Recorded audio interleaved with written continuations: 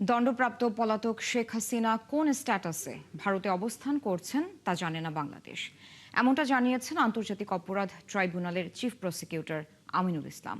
দুপুরে আন্তর্জাতিক অপরাধ ট্রাইব্যুনালে ব্রিফিংয়ে তিনি কথা জানান। সেই সাথে আইনি লড়াইয়ের মাধ্যমে শেখ হাসিনাকে দেশে ফেরানো সম্ভব বলেও জানান চিফ প্রসিকিউটর। এই নিউজটার মধ্যে শুধু বলেছে আদালতের অনুমতি লাগবে, সেটা উনি কোন অনুমতি, উনি কি রাজনৈতিক আশ্রয়ে রয়েছে ওখানে, আমরা শেখ হাসিনা কি স্ট্যাটাসে ওখানে আছেন এটা কিন্তু আমরা ক্লিয়ার এখন পর্যন্ত জানি না।